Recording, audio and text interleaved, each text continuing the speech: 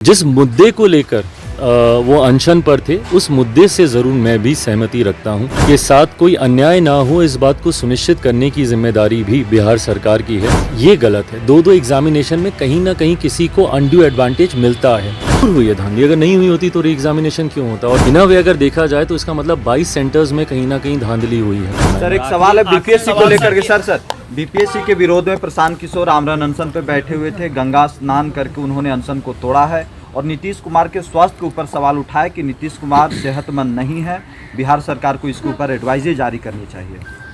देखिए, हर किसी के अपनी अपनी बातें रखने का तरीका होता है। बिना प्रशांत जी ने क्या किया और क्या कह रहे हैं और क्यों कह रहे हैं, बिना उस पर टिप्पणी किए हुए जिस मुद्दे को लेकर वो अनशन पर थे, उस मुद्दे से ज़रूर मैं भी सहमति रखता हूँ।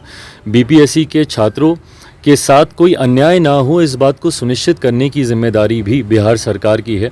जिस तरीके से बीपीएससी के द्वारा री एग्ज़ामिनेशन कराया गया और वो भी कुछ छात्रों का ही, ये गलत है। दो एग्ज़ामिनेशन में कहीं ना कहीं किसी को अनड्यू एडवांटेज मिलता है और ये गलत परंपरा की शुरुआत होगी अगर इस तरीके से सिर्फ एक बैच को अलग से री एग्ज़ामिनेशन करा दिया जाए और बाकियों को पुराने एग्ज़ाम के आधार पर ही उनकी मार्किंग की जाए। ये गलत है।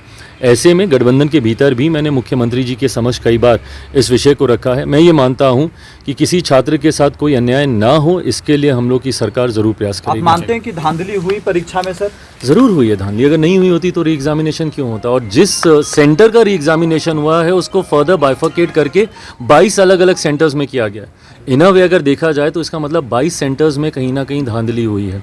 मेरे खुद के परिवार के बच्चों ने इसमें एग्ज़ाम दिया है, वो बताते हैं कि क्वेश्चन पेपर लेट मिला। कई जगह तो जितने छात्र थे उतनी क्वेश्चन पेपर भी नहीं थे, उतनी शीट्स भी वहाँ पे अवेलेबल नहीं थी, उसको बाद में प्रिंट करके मंगवाया गया।